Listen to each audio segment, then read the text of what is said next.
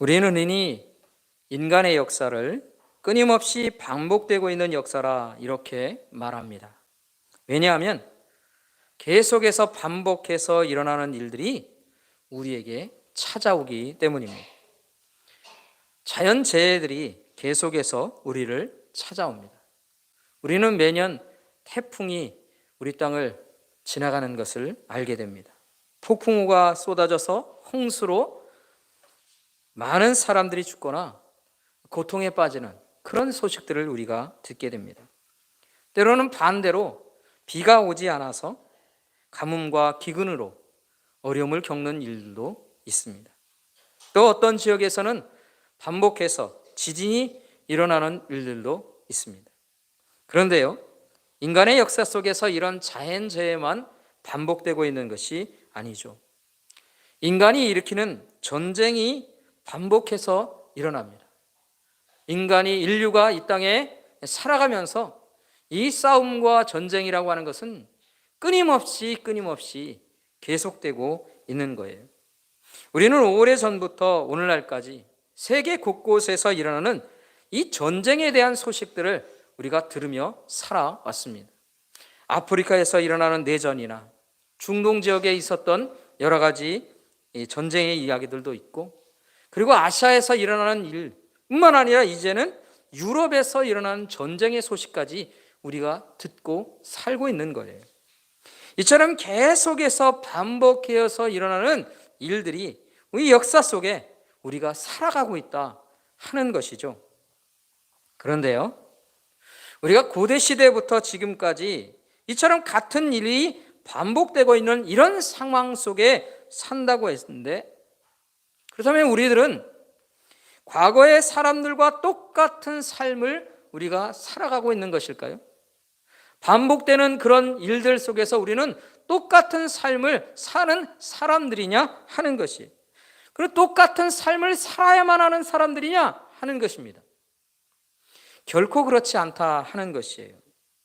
똑같은 상황이 일어난다 해도 우리는 다른 삶을 살 수 있습니다.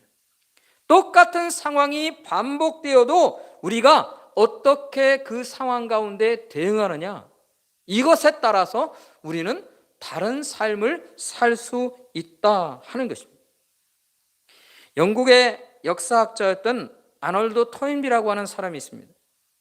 이 학자는 세계의 역사를 도전과 응전이라고 하는 그런 역사라 이렇게 말했습니다.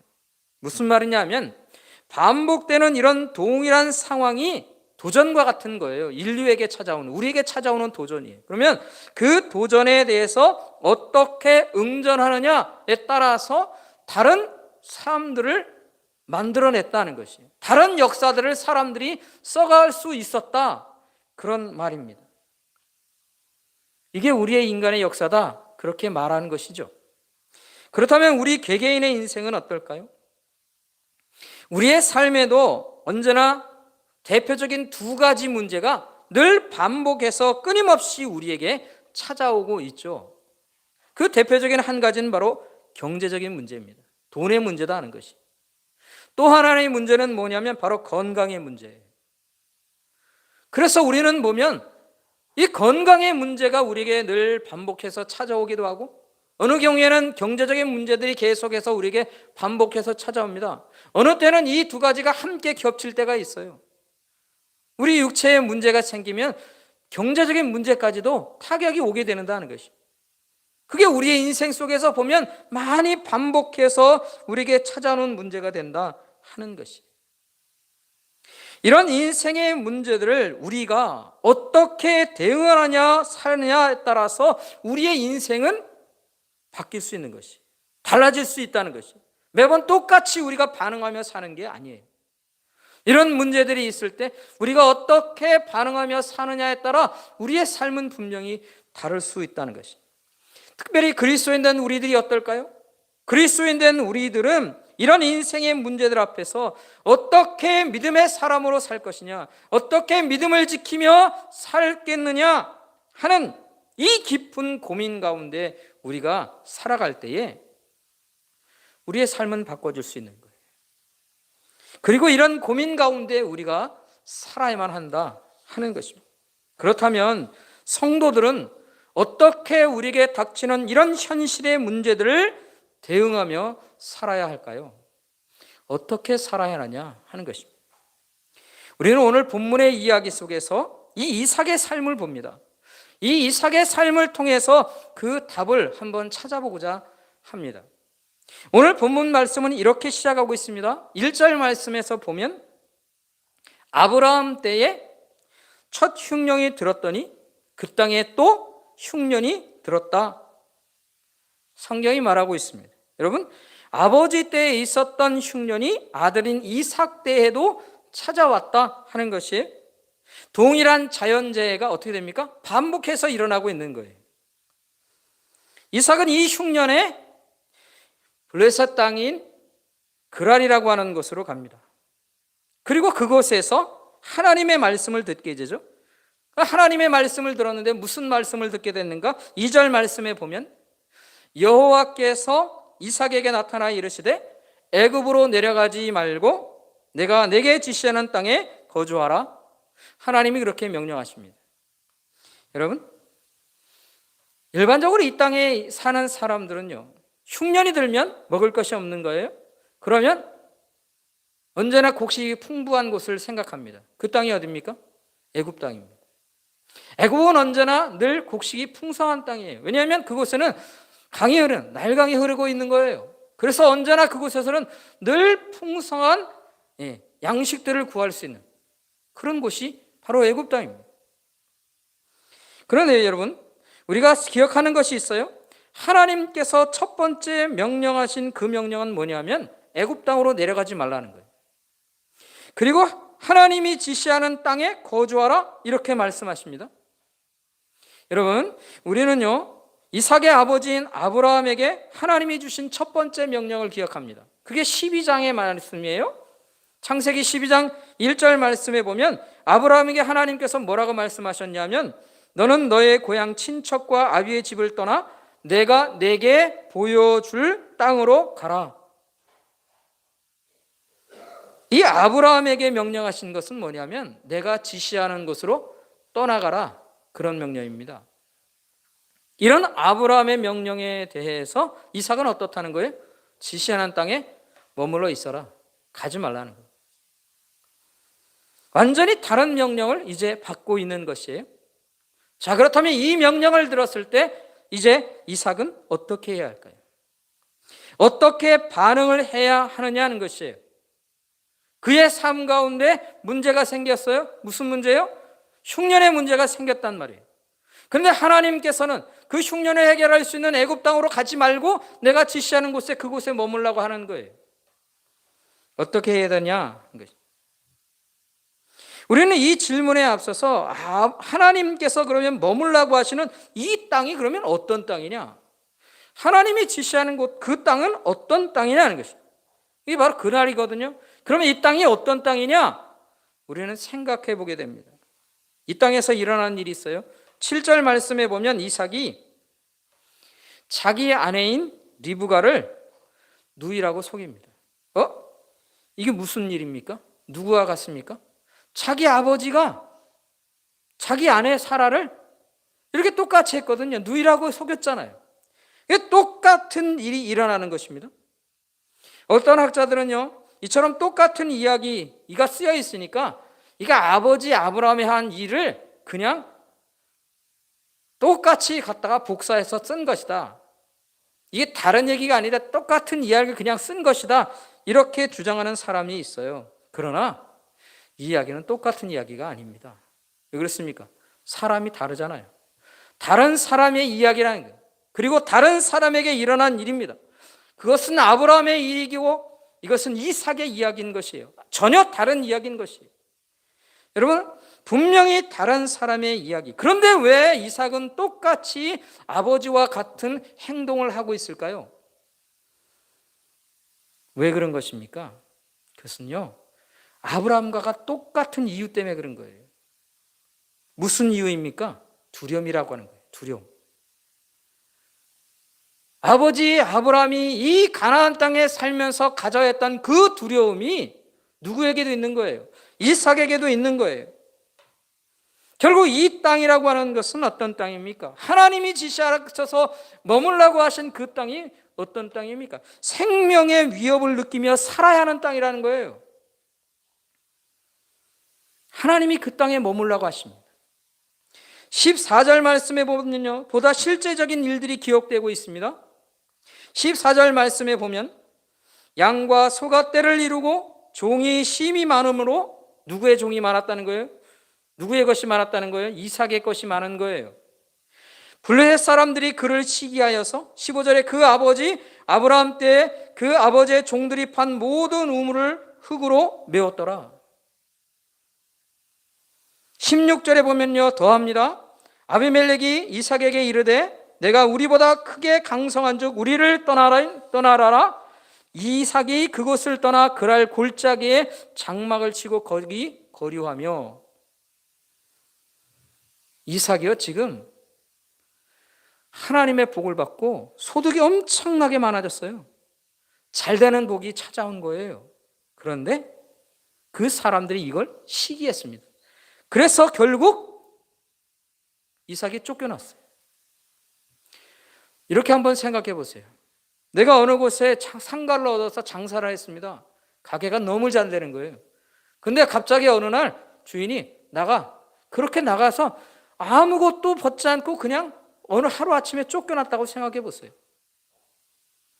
바로 이삭이 그런 거예요. 그것보다 훨씬 더한 일을 당하는 것이에요. 그렇다면 하나님께서 머물라고 하시는 그 땅은 어떤 땅이라는 것입니다. 위협이 있는 땅이에요. 잘 되어도 쫓겨나야만 하는 땅이에요. 그런 상황 가운데 있는 땅. 그런데 하나님께서는 그 땅에 이삭 보고 머물라고 그러시는 거예요. 떠나지 말라는 것이에요. 다른 곳으로 가지 말고 내가 지시한 그 땅에 머물러 있으라 하나님이 명령하고 계시다 하는 것입니다. 그렇다면 왜 하나님은 이렇게 명령하실까요? 이런 일이 있을 줄 하나님 모르셨을까요? 하나님이 모르셨겠어요? 하나님은요, 이삭이 이렇게 어려운 곳에 머무는 것을 아시죠. 그 하나님이 모르고 얘기하시겠어요? 아시지만 그곳에 머물라 하는 것입니다. 왜 그렇습니까? 그 이유가 뭐냐는 거예요. 왜 하나님은 떠나지 말고 그 땅에서 살라고 말씀하시느냐 하는 거예요. 그 이유를 우리는 3절과 4절을 통해서 알게 됩니다. 우리 3절과 4절을 같이 한번 읽어볼까요? 우리 천천히 3절과 4절을 한번 함께 읽어보도록 하겠습니다. 함께 하겠습니다. 이 땅에 거류하면 내가 너와 함께 있어 내게 복을 주고 내가 이 모든 땅을 너와 내 자손에게 주리라. 내가 내 아버지 아브라함에게 맹세한 것을 이루어 내 자손을 하늘의 별과 같이 번성하게 하며 이 모든 땅을 내 자손에게 주리니 내 자손으로 말미암아 천하 만민이 복을 받으리라. 하나님께서 이 땅에 머물러 하시는 것이 있습니다. 왜 그러냐?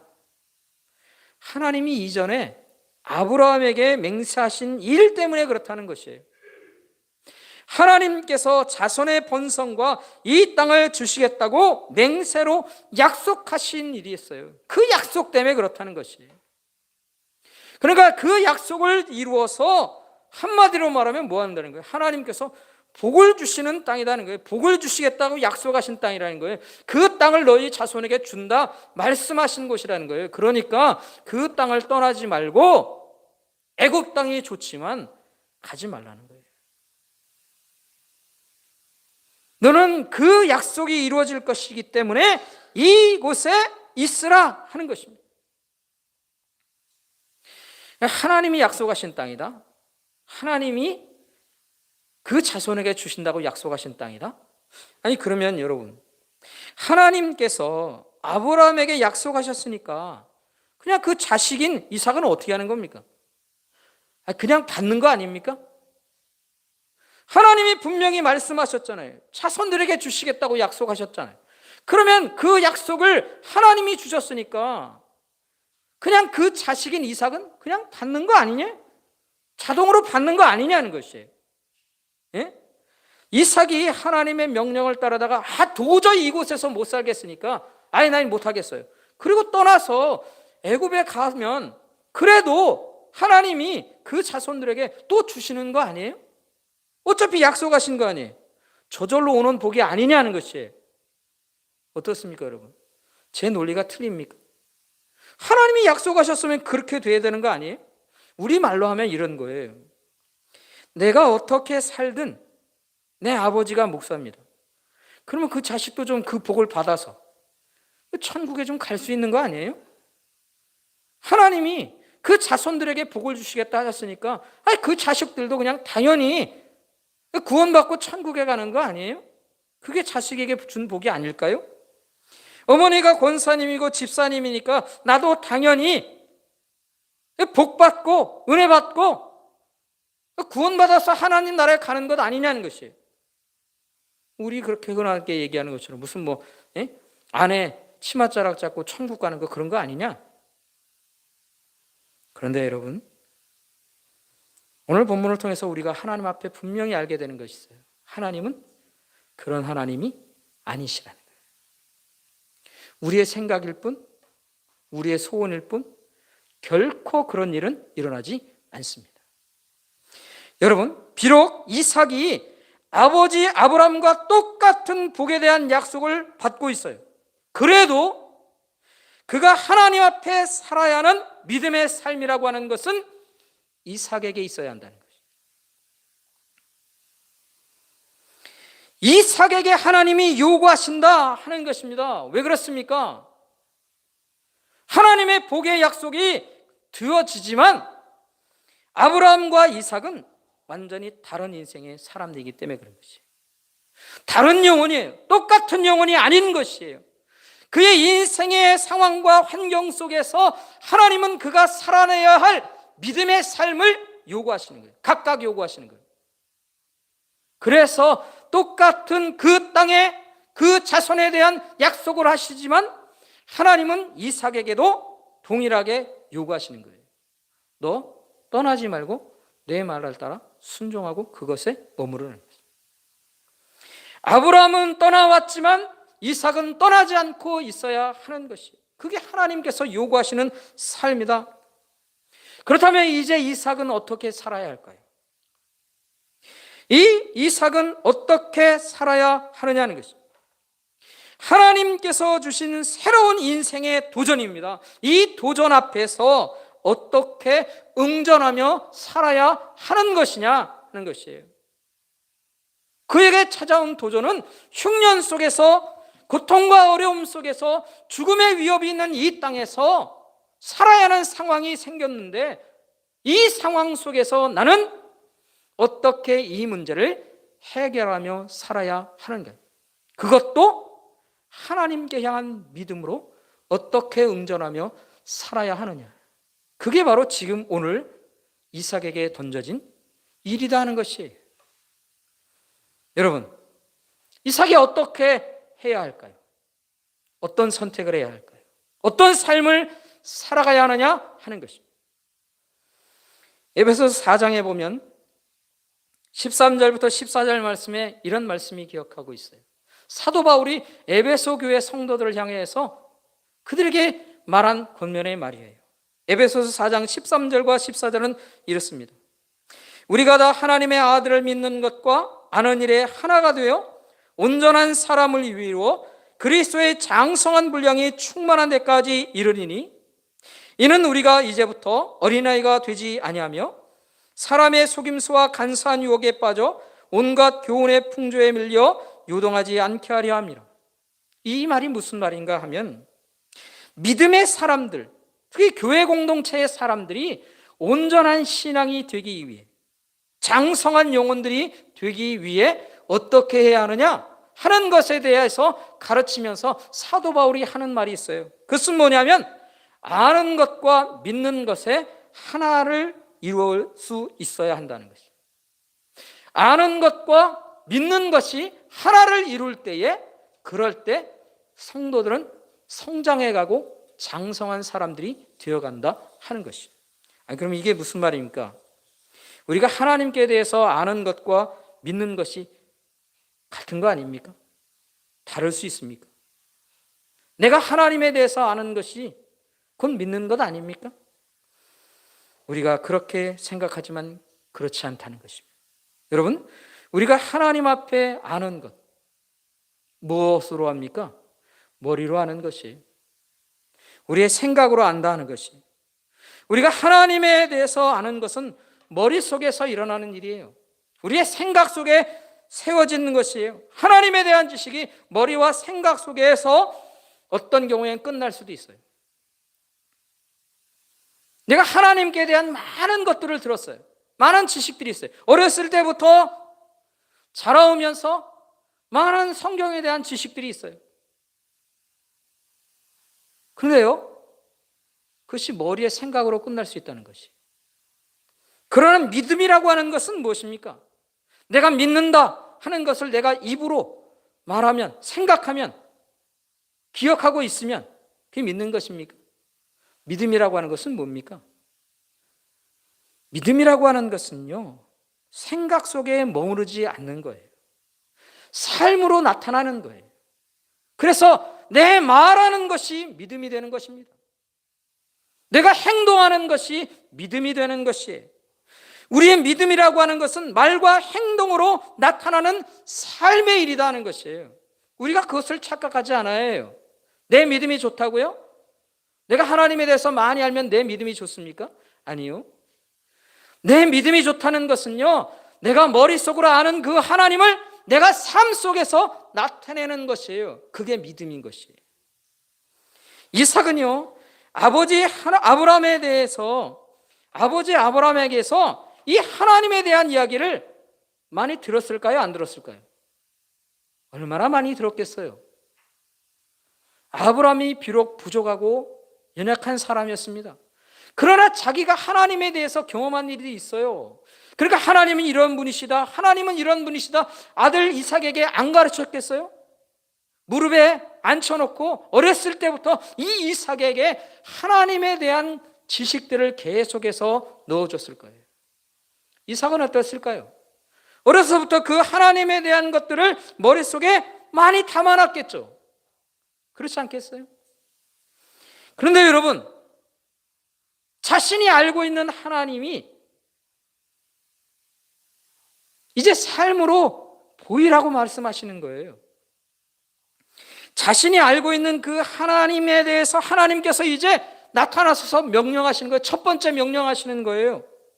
그 명령을 따라서 이제 내가 이 땅에 머물러야 하는지, 그걸 이제 나타내야 하는 것이에요. 뭘로요? 믿음으로 나타내는 것이에요. 내가 알고 있는 그 하나님을 내가 이제 자신의 믿음으로 보여주고 나타내는 그런 단계에 이제 서게 되는 거예요. 내가 삶으로 직접 나타나는 것입니다. 이삭이 어떻게 해야 될까요?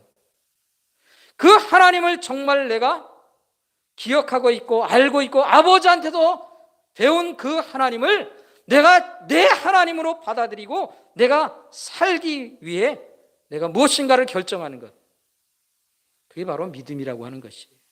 이제 믿음이 나타나는 겁니다. 결국 이삭이 어떻게 살아갔습니까?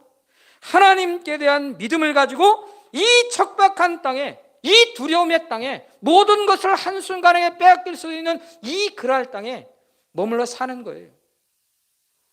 그러면서 이삭은 하나님께 뭘 보여드립니까? 하나님, 내가 하나님을 믿어요. 내가 아는 하나님을 이제 내가 믿음으로 고백합니다. 그리고 그곳에 머물러 있는 거예요. 이 악물고 버티고 이곳에 머물러 사는 것입니다. 그 결과가 뭘까요? 그 결과로 이 이삭이 뭘 받았느냐 하는 것이죠. 그게 12절부터 14절의 말씀 속에서 등장하고 있는 거예요. 12절 말씀은 이렇게 얘기합니다. 이삭이 그 땅에 농사하여 그해 100배나 얻게 되어 여호와께서 복을 주심으로 그 사람이 창대하고 왕성하여 마침내 거부가 되어 양과 소가 떼를 이루고 종이 심이 많으므로 블레셋 사람들이 그를 시기하였다는 거예요. 하나님이 복을 입혀주신 거예요. 그래서 그 땅에 사는 사람들이 시기할 만큼의 엄청난 복을 누리는 거예요. 여러분, 어떤 경우에 시기합니까? 예? 어떤 경우에 시기가 나요? 나는 못 가져요. 나는 못 누려요. 근데 저 사람은 누리는 거예요. 내가 얻을 수 없는 것 저 사람은 쉽게 얻어요. 근데 그 사람이 누구냐? 다른 나라에서 이주해 온 사람이에요. 예? 왜 그가 내 땅에 와가지고 우리 땅에 와가지고 지만 잘 되느냐는 것이에요. 시기 나지 않겠어요? 이게 바로 이삭을 시기한 사람들의 이야기인 것이에요. 하나님이 그에게만 부어주는 거예요. 이삭이 그 땅의 사람들에게 시기할 만큼 하나님의 복을 누리는 사람이 되었다 하는 것입니다. 이게 하나님의 신실하심입니다. 하나님이 주시는 은혜인 것이죠. 사랑하는 성도 여러분, 오늘 우리가 이 말씀을 통해서 어떤 신앙의 교훈을 얻어야 할까요? 우리가 이 말씀을 통해서 무엇을 생각해야 할까요? 하나님께서는요, 종종 우리에게도 우리를 인도하실 때 이렇게 우리를 인도하실 때가 있어요. 반복적으로 우리에게 어려운 상황들을 주시는 거예요. 한 번 지나간 것 같은데 또 시간이 지나고 인생이 지나면서 또 어려운 상황들이 내게 또 찾아오는 거예요. 반복해서 어려움이 찾아옵니다. 내가 신앙생활을 잘못한 것도 아니고 하나님 앞에 열심히 산다고 사는데 왜 나에게 어려운 상황들이 찾아오지? 지난번에 믿음으로 잘 이겨낸 것 같은데 왜 또 나에게 어려움의 일들이 찾아오지? 우리가 이것에 대해서 생각하게 될 때가 있어요. 이런 상황들을 맞이할 때 있다는 거예요. 다시 말하면 우리에게 믿음의 도전을 우리에게 주시는 거예요. 도전 과제들을 주시는 거예요. 믿음의 도전 과제들을 우리에게 주시는 거예요. 그 도전 과제들이 반복해서 우리에게 나타날 수 있다니까요. 우리의 인생을 살아가면서 나타나는 여러 가지 어려운 환경들이 나타나는 것처럼 우리의 믿음의 삶도 그렇게 나타날 수 있어요. 왜 그럴까요? 왜 하나님이 우리를 그렇게 하실까요? 우리에게 새로운 복을 주시기 위해 그러신 거예요. 새로운 은혜를 우리에게 입혀주시기 위해 하나님이 예비하신 것들로 우리를 이끌어 가시기 위해 하나님이 우리에게 어려운 것들을 또 반복해서 주시는 거예요. 믿음의 도전 과제들을 주시는 것이다 하는 것입니다. 그러기에 우리는 어떤 어려운 환경 속에 우리가 처한다 할지라도 그것을 무엇으로 생각해야 됩니까? 내가 하나님 앞에서 믿음으로 응전해야 하는 그 상황이다 하는 것을 알아야 돼요. 우리에게 찾아오는 믿음의 도전 과제들에 나는 믿음으로 응전하는 것입니다. 믿음의 삶으로 그것을 극복해 갈 수 있기 위해서 하나님 앞에 믿음의 삶을 선택하는 것이 되어야 한다는 것이에요. 내가 머리로만 알고 있던 이 하나님을 내가 내 믿음의 삶을 통해 나타남으로 인하여서 믿음으로 응전하는 삶이 내게 있어야 한다. 그 시간이란 말이에요. 그 시간에 우리가 서 있는 것입니다. 여러분, 이게 뭐라고요? 에베소서 4장에 말하는 것처럼 우리는 아는 것과 믿는 것에 하나가 되는 시간인 것이에요. 여러분, 우리가 아는 것과 믿는 것이 하나가 되는 때에 우리는 우리의 신앙에 무엇을 나타내는 것이에요? 성장을 나타내는 것이에요. 내가 성숙한 믿음을 가지고 있다는 것을요, 하나님께 보여드리는 거예요. 하나님이요, 모든 성도들이 그런 믿음의 성숙함과 성장의 모습들을 보기를 원하시는 거예요. 그래서 우리에게 어려움의 일들을 계속 반복해서 우리에게 주시는 것입니다. 이런 믿음의 성숙과 온전함으로 살려야 할 때 하나님께서는 하늘의 풍성한 은혜로 우리의 영혼을 채워주시는 거예요. 이것을 이 땅에서는요, 구약에서의 모습처럼 하나님께서 형통한 길로, 그리고 이 이삭의 모습처럼 거부가 되는 모습으로 그렇게 나타날 수 있을 거예요. 그러나 그것만이 아닙니다. 하늘의 복이라고 하는 것은 우리의 영혼이 새로워지고 우리의 영혼이 더욱더 하나님 앞에 굳세어지고 우리의 영혼이 하나님 앞에 더 성숙하고 풍성해지는 그런 은혜까지 우리가 누리게 되는 것이에요. 그런데 안타까운 것은요, 이 많은 사람들이 주님에 대해서 아는 것에서 머무르게 된다는 거죠. 머릿속으로 생각 속에서만 머무르는 것이에요. 심지어는요, 하나님에 대해서 아는 것도 조금 아는 것을 가지고 자기가 다 아는 것처럼 생각할 때가 있어요. 하나님에 대한 얄팍한 지식을 가지고 있으면서 하나님에 대해서 더 알아야 된다는 생각을 안 해요. 하나님에 대해서 더 알고 있는 것이 더 많은 것처럼, 이제 알 필요가 더 없는 것처럼 그렇게 생각할 때가 있다는 것이. 그 아는 것도 나가지 않고 아는 것에서 머물러 있고, 그리고는 믿음의 삶으로 못 나갈 때 우리의 신앙은요, 점점 앞으로 나가는 것이 아니라 후퇴하는 거예요. 과거에 가졌던 신앙의 풍성함이 없어지고 사라지는 것이죠. 믿음의 경성함을 가졌던 그 젊은 시절을, 그 과거에 뜨거웠던 시절을 늘 그리워하며 사는 것으로 끝납니다. 그래서는 안 됩니다. 사랑하는 성도 여러분, 우리는 하나님에 대한 더 깊은 이해와 지식을 갖기 위해 애써야 하는 것이, 사모해야 돼요. 하나님, 내가 하나님에 대해서 더 많이 알게 해 주옵소서.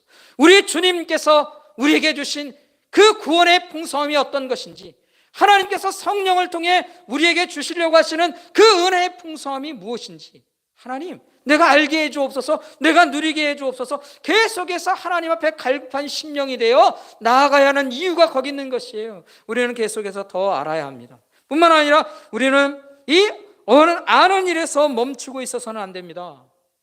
아는 것들이 믿음으로 계속해서 연결되도록, 아는 것과 믿는 것이 하나가 될 수 있도록 하기 위해 내가 믿음으로 행하는 일이 있어야 하는 것이에요. 내가 하나님을 섬기는 것입니다. 내가 하나님이 기뻐하시는 일을 행하는 것입니다. 교회 안에서 내가 감당해야 할 일들을 봉사와 섬김, 헌신의 일로 감당하며 사는 것입니다. 그런 일이 있을 때 우리의 믿음을 나타내는 일이 되는 것이에요. 여러 가지 어려움이 찾아오고 신앙의 도전들이 나에게 찾아올 때 나는 믿음으로 응전하며 사는 그런 영혼의 성숙함을 오늘 우리가 갖기를 간절히 소원합니다. 장성한 믿음의 사람들이 되도록, 그래서 하나님의 하늘의 풍성한 은혜들을 누리며 사는 그런 인생이 되도록 하나님, 나를 깨워주시고 나를 이끌어주시고 나를 인도해 주옵소서. 여러분, 우리가 그렇게 기도할 때, 그리고 내가 아는 것과 믿는 것에 하나가 되어 주 앞에 나갈 수 있기를 위해 간구할 때 하나님이 우리를 그 은혜의 길로 인도하실 줄 믿습니다. 이 믿음의 삶을 함께 살아가는 저와 여러분이 되기를 주의 이름으로 간절히 축원합니다. 기도하겠습니다. 아버지 하나님, 오늘도 우리를